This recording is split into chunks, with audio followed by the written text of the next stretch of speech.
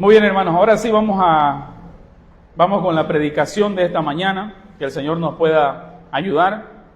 Los pasajes que vamos a meditar están en Romanos capítulo 4, versículo 13 al 17. Seguimos con Pablo hablando acerca de Abraham y lo va a seguir citando. Así que vayamos a Romanos capítulo 4, versículo 13 al 17. Por favor, vamos a leer esa porción y de ahí vamos a tener un breve momento de oración y entramos a la predicación. Leamos. Dice así Romanos 4, versículo 13 al 17. Porque no por la ley fue dada a Abraham o a su descendencia la promesa de que sería heredero del mundo, sino por la justicia de la fe. Porque si los que son de la ley son herederos, vana resulta la fe y anulada la promesa. Y pues la ley produce ira, pero donde no hay ley tampoco hay transgresión. Por tanto, es por fe para que sea por gracia, a fin de que la promesa sea firme para toda su descendencia, no solamente para la que es de la ley, sino también para la que es de la fe de Abraham, el cual es padre de todos nosotros, como está escrito: te he puesto por padre de mucha gente, delante de Dios a quien creyó, el cual da vida a los muertos y llama las cosas que no son como si fuesen. Oremos. Padre, nos acercamos esta mañana a ti, rogando por favor tu asistencia. Ayúdanos a escuchar tu palabra. Ayúdame, Señor, a predicar tu palabra y que tu Espíritu Santo la pueda aplicar en nuestras vidas. Gracias te damos, Señor. En tu nombre oramos. Amén y amén. Ya hemos venido caminando durante varios domingos. Si no me equivoco, estamos ya en el mes número 8, en el cual estamos predicando sobre el libro de Romanos y vamos por el capítulo 4. Y Pablo en todos estos versículos o capítulos no nos ha dejado descansar en ningún esfuerzo humano o no nos ha dejado ningún refugio humano en el cual podamos nosotros ahí meternos y poder refugiarnos, ¿no? Él primero nos quitó la confianza en las obras, después nos mostró que Abraham fue justificado antes de la circuncisión. Habíamos hablado entre 14 a 24 años antes él fue justificado y después vino la circuncisión. Luego él demolió cualquier intento que tenían de convertir la ley en el fundamento de la herencia como tenían los judíos. Y ahora el texto que tenemos delante de nosotros no es un detalle más del argumento como para adornarlo. Porque a ver, comencemos con una pregunta que puede ser quizás incómoda. Si Dios hoy te pidiera, y más o menos algo así preguntamos en la entrevista que tuvimos con los hermanos a la membresía, te pidiera la razón por la cual deberías de heredar sus promesas. Si Él te dice, ¿por qué tienes que heredar las promesas que yo le he hecho a Abraham? ¿Cuál sería tu respuesta a Dios? ¿Qué le responderías? En la entrevista de membresía le preguntamos, ¿qué le responderías a Dios si Él te dice, ¿por qué tengo que dejarte entrar al cielo, no? A mi cielo. Básicamente es lo mismo en este sentido. Entonces, ¿qué le responderías al Señor? ¿Le dirías, he sido constante? Ahora, o mira mi vida en el año 2022 y ahora cómo soy el día de hoy, he mejorado. O le dirías, pero por lo menos lo he intentado con sinceridad, he buscado ser mejor. O dirías que tu única esperanza es que Dios cumple lo que promete y que Cristo hizo lo que tú no podías hacer. Yo me imagino al ladrón de la cruz llegando para entrar al cielo y que le hagan esa pregunta y quizás él diga, no tengo nada, ¿no? Pero el que está ahí abajo en la cruz me dijo que yo podía entrar. Pablo ahora, hermano, nos lleva a Abraham nuevamente, no para que admiremos su carácter, gracias, no para que admiremos su carácter, sino para que entendamos cómo Dios realiza la salvación. Y en estos versículos no trata simplemente de historia antigua, trata del fundamento en el cual nosotros somos salvos, ¿no? Y aquí se nos dice que la promesa no vino por la ley, porque si la promesa haya venido por la ley, como dice estos versículos, la fe, ¿qué haya pasado con la fe? Haya quedado anulada, ¿no? Así que tiene que ser por fe, como dice el título del sermón, para que sea por gracia. Y esto no es simplemente teoría, hermano, es la diferencia entre vivir con seguridad de que Dios te ha salvado y te ha rescatado o vivir en esa incertidumbre o en esa angustia espiritual de no saber si el día de mañana o hoy partes, ¿dónde pasarás la eternidad? Solo el cristianismo es la única religión de la gracia. Después investigas otro tipo de religiones o otro tipo de sectas y te van a decir que tenés que seguir ciertos requisitos para poder alcanzar la salvación. Entonces, aquí vamos a ver la diferencia, hermano, entre descansar en Dios, que es fiel, o intentar sostenerte en tus manos temblorosas. Y obviamente tenemos que hacerlo en el Señor. Y además el texto va a responder también a una pregunta que atraviesa todas las Escrituras. ¿Quién es realmente el pueblo de Dios? Hay dos planes, hay dos pueblos, hay dos herencias, y Pablo no nos va a dejar a la especulación, porque nos dice que la promesa es para toda la descendencia, pero de los que son en la fe en Abraham. Y eso no solamente confronta el orgullo de los judíos del primer siglo, recuerdan los versos anteriores, se creían superiores y Pablo le dice, no hay acepción de personas. Se creían salvos por haber sido circuncidados, se creían mejores por tener la ley, y Pablo los confronta a estos orgullosos de los judíos del primer siglo, sino que no solamente derrumba a este tipo de gente, sino también a cualquier esquema moderno que fracture el plan de Dios, tratando de separar el pueblo de Dios en dos, porque no estamos acá, hermano, ante un Dios que ha improvisado. Falló el pueblo de Israel, entonces, bueno, metamos a la iglesia, como algunos creen, ¿no? La teoría o la teología del reemplazo, de que la iglesia vino y reemplazó al pueblo que falló. Nosotros estamos ante un Dios que desde Génesis hasta el Evangelio, o hasta el último hombre que vaya a nacer, ha tenido el propósito de salvar a su pueblo a través de la gracia y la fe puesta en aquel que es la promesa, la simiente de la mujer, que es el Señor Jesucristo. Y quiero que escuchen, hermano, esto con el peso que se merece realmente escuchar. Si la herencia dependiera de la ley, ¿qué pasaría con nosotros? Estaríamos totalmente perdidos. Si dependiera de nuestro desempeño, estaríamos totalmente inseguros. Pero como depende de la gracia de Dios, es firme, es fiel. Y ese es el latido o el corazón de este pasaje. Y ese debe ser el consuelo que nos sostenga a nosotros como creyentes. Creyentes que somos débiles, como aquel hombre que le pide al Señor Jesucristo que sane a su hijo, y él le dice, para el que cree todo es posible, y le responde, creo, Señor, pero ayúdame en mi incredulidad. Y ese es el golpe, hermano, que derriba el orgullo de todo aquel que considera o cree que porque asiste quizás a una iglesia reformada, tiene la salvación asegurada, porque cree que viene y hace cosas en este lugar, tiene la salvación asegurada, sino que esto es enteramente por gracia. Y el título del sermón es por fe, para que sea por gracia, y no es un argumento más de Pablo, sino, hermano, escúchenlo esto, como una confrontación directa al corazón nuestro, porque ¿en qué descansa realmente su esperanza? ¿En su progreso espiritual?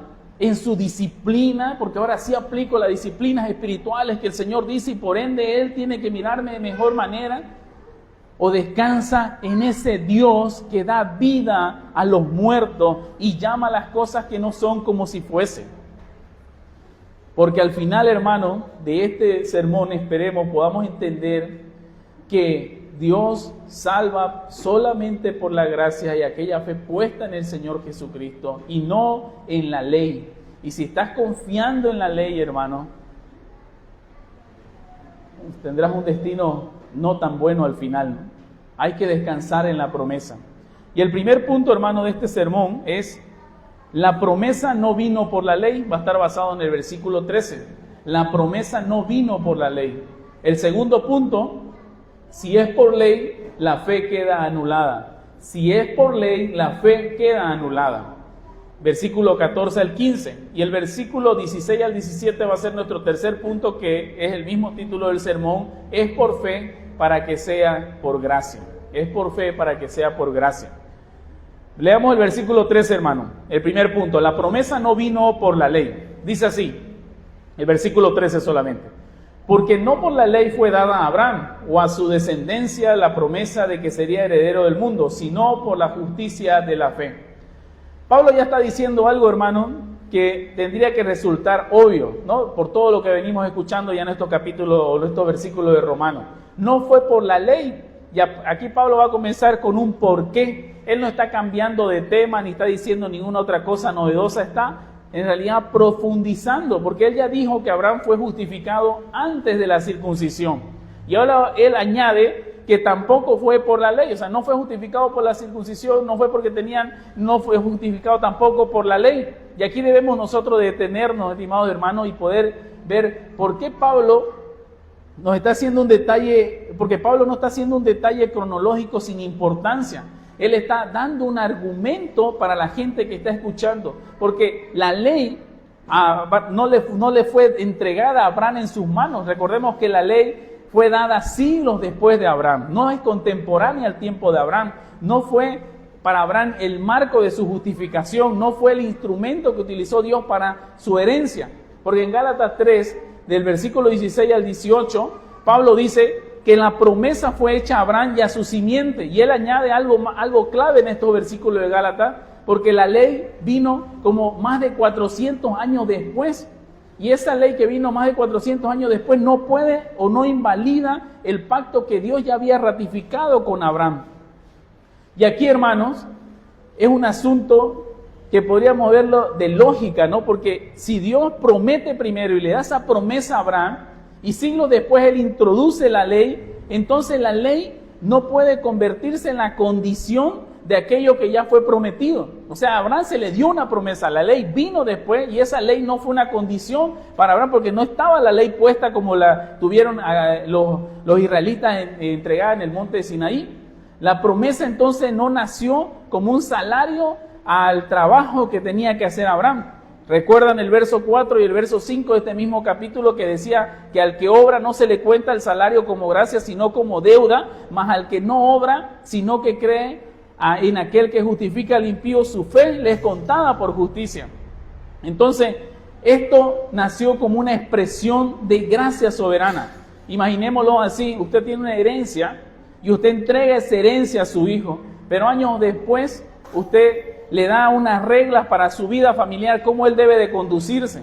Pero esas reglas no se convierten en una herencia, en un premio por su desempeño hacia su hijo, sino que la herencia fluye de la relación que usted tiene con su hijo, porque es su hijo, no del rendimiento que él le vaya a tener de acuerdo a los consejos que usted le dé. Entonces, lo que Pablo está defendiendo acá es que la promesa vino primero, la relación vino primero, la gracia vino primero y la ley no fue dada para producir herederos. Fue dada para revelar el pecado, para mostrar nuestra necesidad y para poder preparar el corazón para Cristo. Pero nunca la ley fue el camino para obtener la promesa, hermano. Nunca fue la ley el camino para obtener la promesa. Si Abraham hubiese tenido que esperar hasta el Sinaí para ser justificado, él había muerto sin esperanza, pero él fue declarado justo antes de que existiera ese monte, las tablas o cualquier código mosaico. Eso significa algo enorme, hermano, para nosotros, que la salvación no comienza con un sistema de mérito que luego fue reemplazado por la gracia, como algunos creen que acontece. No se dio un sistema de mérito para que Abraham cumpla, para que él sea salvo, sino por gracia enteramente. Desde el principio fue por gracia. Desde Génesis hasta el último hombre que vaya a nacer, Dios salva por medio de su Hijo, por gracia, no pagando nada que esta persona pueda entregarle al Señor. Y eso nos obliga a preguntarnos, hermano, ¿estoy tratando de convertir la ley en lo que nunca fue diseñado para hacer? ¿Mi moralidad es en la cual yo me estoy refugiando? ¿Estoy tratando de usar la obediencia como una moneda para comprar lo que Dios solamente da por promesa y por gracia y misericordia? ¿Qué estoy tratando de hacer con mi vida? ¿Qué estoy intentando de hacer con mi obediencia que debe nacer de un corazón agradecido por lo que el Señor ya ha hecho en tu vida? No para ganar algo, porque si la promesa vino después, entonces la herencia siempre fue un regalo. Siempre fue un regalo, hermano. Y si siempre fue un regalo, entonces el corazón del asunto no es cuánto obedeces, sino en quién estás confiando. ¿En quién estás confiando? No en tu obediencia, no en tu moralidad, sino en quién confías. En este Dios que es fiel para cumplir lo que Él ha prometido. Y Él prometió un Redentor y envió a su único Hijo. Y Él es nuestra esperanza. Porque si intentas convertir la herencia en algo que se gana por la ley, no solamente destruyes la gracia, sino también, como Pablo va a responder, va a decir en el siguiente versículo, también anulas a la fe. ¿Cómo podría algo que vino después ser la causa de lo que Dios prometió antes? No se puede. La promesa entonces no nació en el Sinaí, la promesa nació en el decreto soberano de Dios. Los rabinos enseñaban que Abraham ya guardaba la ley antes de que existiera, pero Pablo destruye esa idea que estos tenían, porque Abraham no recibió la promesa como legislador ejemplar, él la recibió como un hombre que creyó a Abraham y le fue contado por justicia. Dios no le dijo, obedece perfectamente y te voy a dar esta herencia. Dios le dijo en Génesis 12, del 2 al 3, te bendeciré y haré de ti una gran nación y en ti serán benditas todas las familias de la tierra. Y Abraham creyó. Fue promesa, no fue un contrato, fue gracia, no fue un salario por lo que él había hecho. Pero notemos algo más, hermano, acá. Pablo también usa una expresión que nos debe de sorprender, porque en el mismo verso 13 dice, Abraham fue hecho, ¿qué? Heredero del mundo. Y eso es mucho más grande que Canaán, ¿no? Hablando en tema de territorio.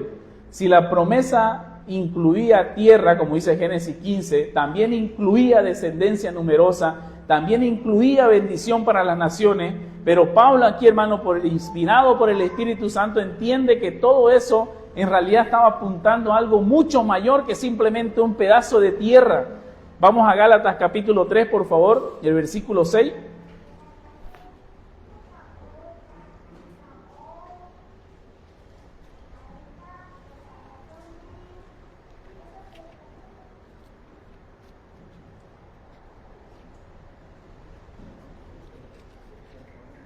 Gálatas 3, capítulo 16, ahí si ustedes pueden ver cuál es la simiente verdadera que responde Pablo ahí. Ahora bien, dice, a Abraham fueron hechas las promesas y a su simiente, y no dice, y a la simiente, como hablando de muchos, sino como de uno solo, y a tu simiente. ¿Y cuál es esa simiente? Cristo. Y los que están en Cristo, según el verso 29, vamos a verlo más abajo, son los verdaderos herederos. El verso 29. Y si vosotros sois de Cristo, ciertamente que son descendencia de Abraham y herederos conforme a la promesa. Entonces, ¿qué significa heredar el mundo? Significa pertenecer a este pacto de gracia. Significa, hermano, que Dios mismo es nuestra herencia, como le dice Dios a Abraham en Génesis 17, 7, yo seré tu Dios, yo seré tu Dios. Él está diciendo algo más grande que pertenecer a algún pedazo de tierra, porque si Dios es tu Dios, ¿qué te falta? No porque poseas propiedades, te vuelves heredero o eres descendiente de Abraham, sino porque perteneces al Señor de todo. Y la herencia, hermano, que el Señor da no es algo geopolítico de un territorio, sino que es redentiva, es cristológica, es eterna. Porque si tienes a Dios, ¿qué te falta? ¿Recuerdan la predicación de hace 2 semanas del Salmo 73, 25? ¿A quién tengo yo en los cielos sino a ti? Y fuera de ti nada deseo en la tierra. Y en esta primera parte, hermano, de este primer punto, debemos de examinarnos, porque muchos quieren tener esa herencia sin tener una verdadera relación con el Señor. ¿Acaso no escuchan que todos son cristianos cuando hablas con alguien? Todos se van a ir al cielo, todos realmente heredarán la vida eterna, pero su vida refleja algo totalmente contrario, ¿no? Así que incluso en este grupo pequeño que somos, hermanos, Posiblemente haya personas que se engañan a sí mismos, que creen que estarán en la eternidad con el Señor, pero se encontrarán aquel día diciendo: apartaos de mí, nunca os conocí, nunca os conocí. Por eso, hermano, el imperativo de examinarnos, de ver nuestro corazón, cuáles son las verdaderas intenciones de nuestro corazón. ¿Qué estoy haciendo yo realmente en este lugar cada domingo? Realmente hay una motivación correcta, y si no hay así, hermano, mientras puedas respirar, puedes ir a Cristo y clamar por misericordia. Y realmente que Él pueda quitar ese corazón de orgullo, ese corazón de autosuficiencia, ese corazón de piedra, quitarlo, arrancarlo de ti, ponerte uno de carne. Y puedas tú confesar realmente que aquel Dios es mi Dios. Algunos quieren las bendiciones sin el Dios del pacto, quieren Canaán sin tener una comunión con los que son parte de ese pueblo. Pero la promesa, hermano, no es simplemente recibir cosas de Dios, es recibir a Dios mismo. Nosotros somos de Él, pero también Él es nuestro. Somos ovejas de su prado y Él es nuestro pastor. Abraham heredó el mundo porque Dios era su Dios. Entonces, hermano, la pregunta no es si tengo propiedades o tengo prosperidad. La pregunta ¿es el Señor mi Dios realmente? ¿Es el Señor mi Dios realmente? Porque si Él lo es, aunque el mundo te falte, hermano, realmente lo tienes todo. Aunque el mundo te falte, realmente lo tienes todo. Y si Él no lo es, aunque todo el mundo sea tuyo, no tienes nada. No tienes nada. Ahora Pablo, hermano, va a apretar más fuerte el argumento, por así decirlo, porque si la promesa no vino por la ley, entonces, ¿qué pasa si alguien insiste en que la herencia depende de la obediencia? Si decimos que es por la ley, ¿qué ocurre con la fe? ¿Qué ocurre con la promesa? ¿Qué ocurre con el pecador? Y eso nos lleva a este siguiente punto, que si es por ley, la fe queda anulada. Porque si es por ley, la fe queda anulada. Versículo 14 y versículo 15. Leámoslo, por favor. Dice así. Romanos 4. Porque si los que son de la ley son los herederos, vana resulta la fe y anulada la promesa. Pues la ley produce ira, pero donde no hay ley, tampoco hay transgresión. Pablo ahora lleva el argumento, hermano, a su consecuencia inevitable, ¿no? Él no está diciendo simplemente que la promesa vino antes que la ley. Ahora está diciendo algo un poco más fuerte, porque dice, si la herencia depende de la ley, entonces la fe no sirve para nada. Y eso es lo que dice este verso, ¿no? Que la fe, si la herencia viene por la ley, entonces la fe resulta vana, vacía, inútil, sin ningún tipo de efecto. ¿Y esto por qué? Porque es sencillo, hermano. Porque si la herencia depende de la obediencia perfecta, entonces la fe deja de ser el medio. El requisito sería un desempeño impecable que tiene que hacer cada persona. Y aquí debemos ser honestos, hermano. Cada vez que nosotros leemos la ley, Éxodo capítulo 20, la ley de Dios, en ninguna parte nosotros leemos que la ley pida un esfuerzo sincero o que Él pida una intención correcta hacia las personas que escuchan, de parte del pueblo de Dios. La ley, cuando leemos, ¿qué pide? Pide perfección, pide perfección. Y Deuteronomio 27, 26 en la NTV dice, maldito sea quien no practique fielmente las palabras de esta ley. Maldito sea quien no practique fielmente la palabra de esta ley. La ley exige perfección. Y Santiago 2.1 dice que el que guarda toda la ley pero ofende en un solo punto, se hace culpable de todo. Entonces la ley que se da, hermano, la ley no negocia, la ley no reduce sus estándares, no ajusta sus expectativas. Eso significa algo serio, hermano, porque si la salvación dependiera de la ley, ¿quién puede ser salvo acá? Porque la ley no solamente exige que el pueblo de Dios cumpla perfectamente esto, sino que también expone a este pueblo que no puede cumplirlo. Y esto es lo que Pablo ha venido diciendo y exponiendo en los pasajes anteriores de manera implícita y de manera directa, desde el capítulo 1, 2, 3, 4, hablando sobre cómo la ley, las obras de la ley no salvan a nadie, sino que exponen su pecado. Y no solo esta ley, hermano, es incapaz de salvar al hombre, sino que también Pablo va a añadir diciendo que esta ley, ¿qué produce? Produce ira, en el versículo 15. Esta ley produce ira. Y sin duda nosotros podemos quedar quizás impactados y decir, ¿cómo puede ser que produzca ira? Pablo ya ha sido enfático que la ley no produce vida. Pero no solamente queda ahí, sino que ahora él dice, no solo no produce vida la ley, sino que también produce ira.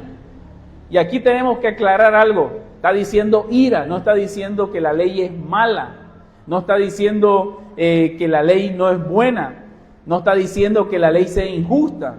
No está diciendo que la ley sea defectuosa. Porque más adelante el mismo apóstol Pablo en el capítulo 7, versículo 12 va a decir que la ley a la verdad es santa y el mandamiento es santo, justo y bueno. La ley refleja el carácter de Dios, la ley muestra su santidad, la ley refleja lo que Él ama y lo que Él aborrece. Entonces, si vemos que la ley refleja y muestra todo aquello de nuestro Dios, ¿por qué esta ley produce ira? Porque cuando la santidad de Dios, hermano, se encuentra con el pecado del hombre, el resultado no es aprobación, es justicia, es juicio para aquella persona. Hebreos 9:27 dice que está establecido que el hombre muera una sola vez y de ahí venga el juicio. Y el capítulo 10 dice que horrenda cosa es caer en manos del Dios vivo. La ley entonces funciona como un espejo.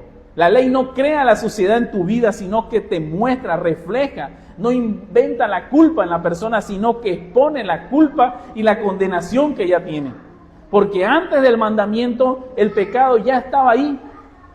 Pero cuando el mandamiento dice no codiciarás, entonces el corazón queda descubierto, ¿no?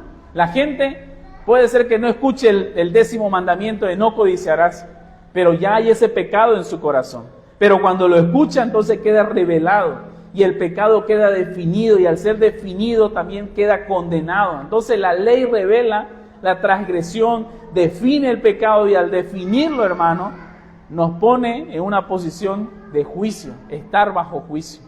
Por eso Pablo, desde su propia experiencia, en Filipenses 3, 4 al 7, él va a empezar a hablar sobre su pasado, ¿no? Él se va a describir y él va a decir que era un fariseo, ¿no? Fariseo de fariseo, irreprensible. En cuanto a la justicia que es la ley, él era celoso, disciplinado, ejemplar. Si alguien tenía que sacar su currículum a reducir, era el apóstol Pablo. Si alguien podía confiar en lo que él hacía en su desempeño religioso, era el apóstol Pablo. Pero cuando él entendió, hermano, la profundidad del mandamiento, de la ley, cuando él entendió que la ley no solo regula nuestras acciones, sino también ve las intenciones genuinas del corazón, él, ¿cómo exclama? Se ve muerto. Y en Romanos 7, 9 dirá, hubo un tiempo en que viví sin entender la ley, sin embargo, cuando aprendí, por ejemplo, el mandamiento de no codiciar, el poder del pecado cobró vida en mí. Entonces la ley produce ira porque nos revela nuestro pecado, hermano, nos expone delante de un Dios 3 veces santo, revela nuestra condición de nuestro corazón y quedamos bajo juicio. Él intentó salvarse, no Pablo, físicamente, pero espiritualmente estaba muerto. La ley no le dio herencia en la tierra prometida, más bien la ley le mostró su culpa. La ley no le abrió el cielo, sino, como él mismo dice en Romanos capítulo 3, la ley le cerró la boca. Y esa expresión, hermano, personal, es la que Pablo después va a resumir gloriosamente en Romanos 8:3 más adelante, diciendo, lo que era imposible para la ley, por cuanto era débil por la carne, Dios lo hizo enviando a su Hijo. Y observe bien, hermano, él no está diciendo que la ley es débil en sí misma. La ley, como hemos dicho, es perfecta, es santa, es justa, pero el débil es la carne. El problema no está en el mandamiento en sí, el problema está en nosotros. La ley puede ordenar, hermano, como dice Deuteronomio capítulo 6, oye Israel, Jehová nuestro Dios, Jehová uno es, llamarás al Señor tu Dios, ¿cómo? Con toda tu fuerza, con todo tu corazón, con toda tu alma. La ley puede decirte, ama a Dios, pero no puede producir ese amor en tu corazón. Las Escrituras te ordenan amarnos como hemos estudiado toda la primera carta de Juan, ámense los unos a los otros. El apóstol Juan te dice esto: anímense, exhórtense, acompáñense. Pero no puede producir ese mandamiento en tu corazón, ese amor genuino hacia los hermanos. Porque cuando haces algo que es simplemente por cumplir y que todos te vean, en algún momento va a llegar un punto que no vas a querer hacerlo más. Por eso que este amor o lo que la ley te dice no lo puede producir en tu corazón. Por eso es que necesitamos a este Dios que es amor. La ley te puede decir no codicies, pero no puede arrancar de tu corazón la codicia. La ley te puede exigir santidad, pero la ley, como Pablo lo viene diciendo, no va a regenerar tu corazón. Demanda, pero no transforma. Puede condenar, pero no justifica, hermano. Así que si tu persona se acerca a la ley buscando vida, si tu persona se acerca con autosuficiencia, creyendo que ganará la salvación por las cosas que hace, cumple, vas a salir herido. Vas a salir herido. Pero si también te acerca buscando tu justicia propia, saldrás condenado. Nadie va a poder pararse delante del trono blanco en aquel día del juicio, hermano, y va a salir de ese día bien parado si confía en su autosuficiencia, en lo que hace. Por eso, hermano, la ley produce ira, porque deja al pecador expuesto ante la santidad de Dios.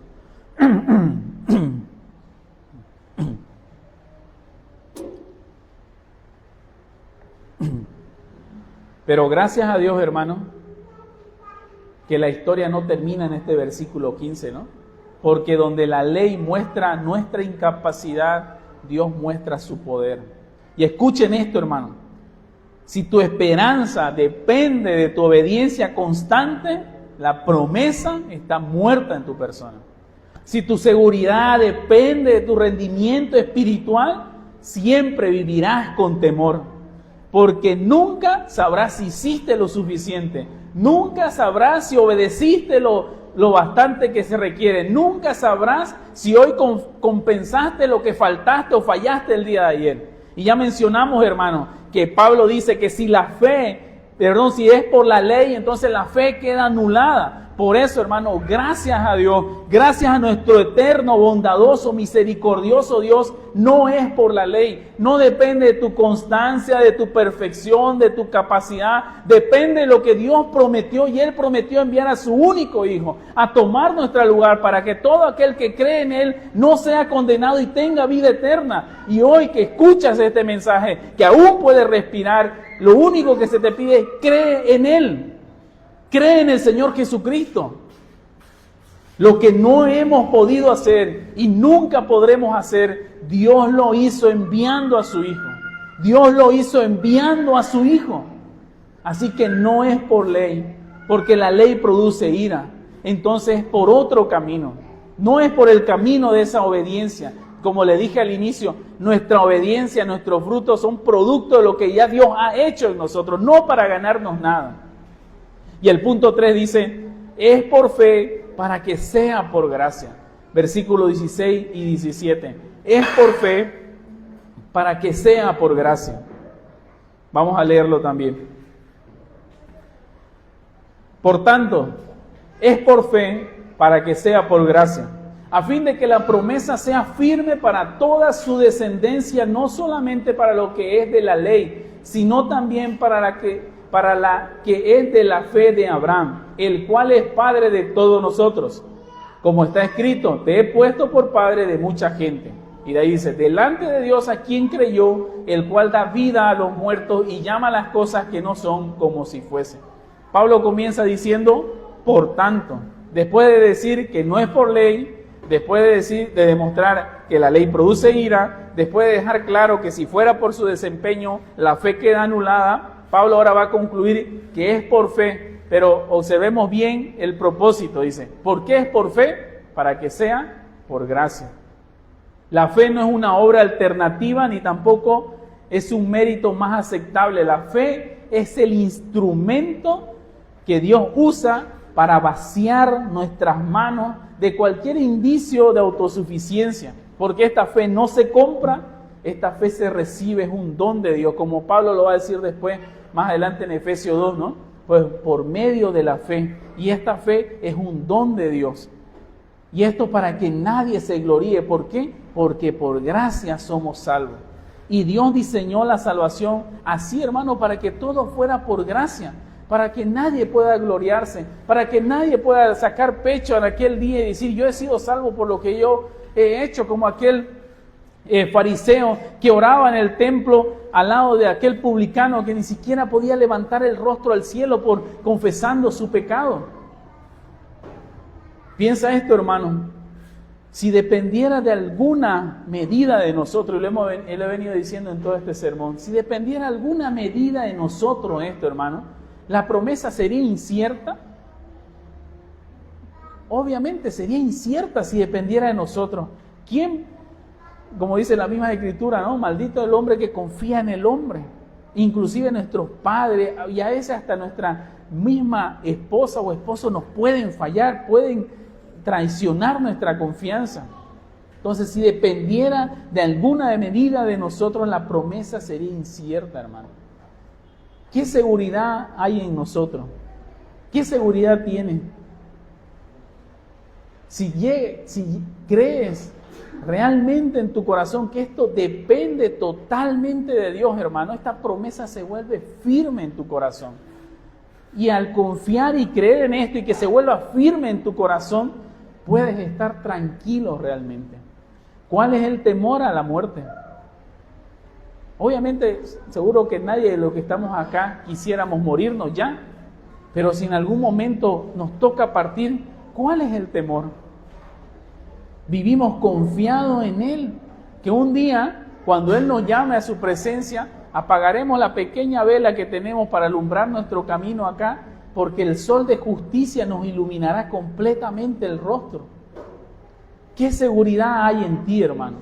Si confías en el Señor, puedes tener un consuelo inmenso. Estas cosas yo les escribo para que vosotros sepan que tienen vida eterna, que saben que el Señor es suyo, porque este buen pastor cuida de ustedes, hermano.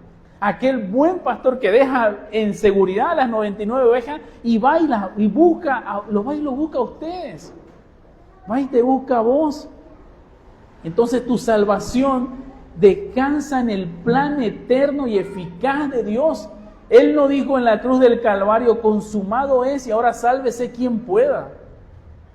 Él consumó completamente la salvación de todos aquellos que creerían en Él, que iban a ser llamados y traídos por el Padre. Yo sé que muchos de los que están sentados acá ya saben y conocen y han escuchado muchas veces esto, pero la pregunta es, ¿realmente lo crees en tu corazón? ¿Realmente lo crees en tu corazón? Nicodemo, maestro del pueblo. Su mismo nombre significa vencedor entre el pueblo. Algunos comentaristas dicen que seguramente era como un influencer de aquella época, que los niños querían ser como él. Debes nacer de nuevo, le dice el Señor Jesucristo. Debes nacer de nuevo. Cuando Dios promete algo, Él no está probando posibilidades. Él ha decretado una realidad. Por eso, hermano, la promesa es firme. Él no puede negarse a sí mismo, Él es fiel. No firme porque tu persona crea perfectamente. Firme porque Él es fiel y Él no puede negarse a sí mismo. Firme porque Él es fiel, hermano. No descanse en vos, descansa en el Señor. Descansa en el Señor. El Salmo 89, y leámoslo por favor. Salmo 89, versículo 1 al versículo 4.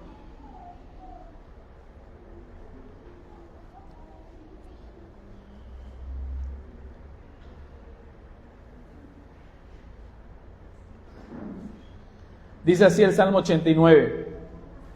La misericordia de Jehová cantaré perpetuamente.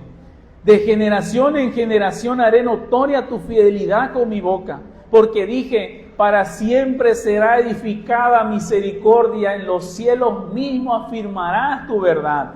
Hice pacto con mi escogido, juré a David mi siervo diciendo, para siempre confirmaré tu descendencia y edificaré tu trono por todas las generaciones. La misericordia del Señor cantaremos, hermano, perpetuamente. De generación, desde Abraham hasta el último que vaya a nacer, cantará la misericordia del Señor, que Él va a confirmar a su descendencia y edificará su trono por todas las generaciones. El trono no está vacío, hermano. Hay un Dios que está sentado, nuestro Señor Jesucristo. Y ahora esta promesa que menciona Pablo, hermano, ¿para quién es realmente? Yo sé que usted sabe, ¿no? Para quién es realmente. Y el texto dice con claridad, veámoslo nuevamente el versículo 16. Para toda su descendencia, dice Romanos 4:16. Para toda su descendencia, no solamente para la que es de la ley, dice, sino también para la que es de la fe de Abraham. Y Pablo aquí, hermano, no está dejando un espacio para una división entre el pueblo redimido. Él no está hablando de dos grupos, no está hablando de distintas personas, no está hablando de dos programas paralelos en el corazón de Dios. Él habla de una sola descendencia definida no por la ley, no por la etnia, sino por la fe. Y esto es importante, hermano, porque a lo largo de la historia de la iglesia cristiana, y aunque algunas cosas recientemente han surgido corrientes teológicas como el dispensacionalismo, que han tendido a separar de manera más marcada a Israel y a la iglesia, proponiendo que en algunos casos hay planes redentivos diferenciados o promesas que operan de diferentes maneras para algunos de estos pueblos. Sin embargo, el argumento que Pablo da acá va en contra de lo que esto dice, porque la promesa no son dos promesas, es una sola promesa. El fundamento no son dos fundamentos, es un solo fundamento. Y la descendencia verdadera no son dos descendencias, es una sola descendencia. Él no niega la historia particular de Israel ni sus privilegios de la revelación, ya lo hemos visto en los versículos anteriores, pero él sí afirma que la identidad final del pueblo de Dios se define por la fe en la promesa cumplida en Cristo. ¿Crees en el Señor Jesucristo? ¿Eres parte del pueblo del Señor? Eres el verdadero Israel. Eres parte del pueblo del Señor. Eres el verdadero descendiente de Abraham, si lo podemos decir de esta manera. No hay dos pueblos redimidos, no hay dos planes de salvación, no hay dos herencias eternas. Hay una sola simiente espiritual. Y Abraham es el padre de todos los que creen en el Señor Jesucristo. Y en Gálatas 3:29, que citamos hace un momento atrás, él lo va a afirmar Pablo sin ambigüedades, diciendo, si sois de Cristo, linaje de Abraham, sois herederos según la promesa. Si sois de Cristo, linaje de Abraham, sois herederos según la promesa. Y veamos el orden que pone Pablo acá. Si sois de Cristo, esa es una unión determinante, ¿no? Que pertenecemos a Cristo, estamos con Cristo. Y si estamos con Cristo, entonces sois linaje de Abraham. La línea entonces no es una línea étnica, porque ninguno de los que estamos acá sentados venimos de alguna tribu, ¿no? de Israel. Es una línea espiritual. La pertenencia entonces al pueblo del Señor no se define por sangre, se define, como Pablo está haciendo tan claro acá, hermano, se define por fe. Por eso todas esas corrientes que el día de hoy salen, hermano, todas esas sectas que hablan de volver a tus raíces hebreas, de buscar tu verdadero nombre, tu apellido, de qué tribu venís, son novedades, que son sectas. Y Pablo está dejando tan claro acá, hermano, que no depende de sangre ni de descendencia física, sino de la fe. No se entra por genealogía a ser parte del pueblo del Señor, sino por esa unión con la simiente prometida, y esa simiente prometida es Cristo. Eso significa algo, esto es algo profundamente glorioso, hermano, porque la promesa hecha en Génesis no puede ser encerrada en una frontera de un pueblo, de una nación, y encuentra su cumplimiento pleno en el Evangelio, porque todos los que están con Cristo participan del mismo pacto de gracia, del mismo favor inmerecido, de la misma herencia asegurada por Dios. Una sola simiente, un solo pueblo, una sola promesa, un solo Dios salvando soberanamente por gracia para su gloria. Y eso no reduce la fidelidad de Dios, hermanos, sino que la magnifica, porque muestra que desde el principio Su plan fue reunir en Cristo un solo pueblo redimido por la fe, hacer un solo pueblo de toda lengua, tribu, nación, y un día estaremos con Él cantando y adorando a nuestro Señor por toda la eternidad en un solo pueblo que fue traído de cada nación, como dice Filipenses capítulo 2, que un día toda lengua confesará que Jesucristo es el Señor. Y nuevamente la pregunta es, hermano, ¿estás en Cristo? ¿Estás en Cristo? ¿Perteneces al pueblo del Señor? Continuando con el verso 17, para ir finalizando, hermano, Pablo no deja la fe en lo impreciso, sino que él dice, delante de Dios a quien creyó. Y lo describe, veamos el verso 17, el Dios que da vida a los muertos, el Dios que llama las cosas que no son como si fuesen. Cuando Abraham creyó, hermano, ¿cómo estaba su cuerpo? ¿Usted recuerda? Estaba ya como muerto, ¿no? Porque no era una persona de 25 años, ¿no? ¿Cómo estaba el vientre de María? El vientre de Sara. El vientre de Sara era estéril, ¿no? Humanamente no había ninguna posibilidad, ¿no? Inclusive Abraham no cree, su mujer le pide tener una descendencia de su empleada, de su esclava, ¿no? Pero su fe, hermano, no estaba en probabilidades. La fe o lo que Abraham creyó estaba en el carácter de Dios, en aquel que es fiel para poder cumplir, hermano. El Dios, como dice Pablo acá, que crea de la nada, el Dios que resucita a los muertos. Y ahí el texto ya está mirando más adelante, porque el Dios que dio vida al vientre estéril es el mismo Dios que levanta a Cristo de entre los muertos. Fe verdadera no es optimismo, no es negar la realidad, no es repetir frases, sino que la fe verdadera es confiar que este Dios omnipotente, aún en las circunstancias más adversas, Él puede convertir el mal en bien. Es descansar en su poder creador, es apoyarse en ese poder resucitador, aquel que fue capaz de dar vida y salvar en el momento, por así decirlo, más complicado, cuando estaba en la cruz del Calvario, y decirle a aquel hombre que estaba colgado ahí, hoy estarás conmigo en el paraíso. Es el mismo Dios que hoy puede levantarte de entre los muertos. Debes de creer en Él.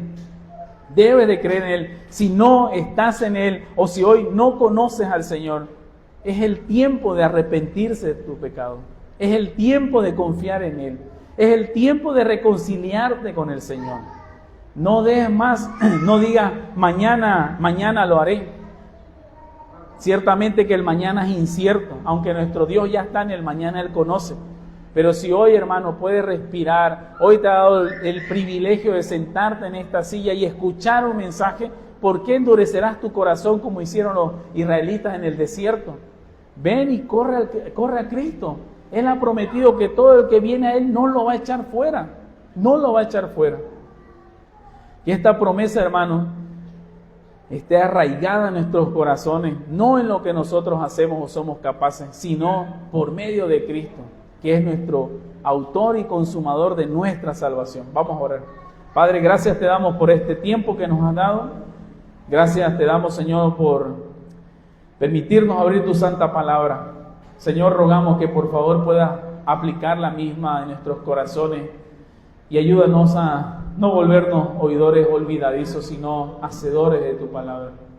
En tus manos dejamos, Señor, nuestra vida, nuestro espíritu. Amén. Gracias, hermano.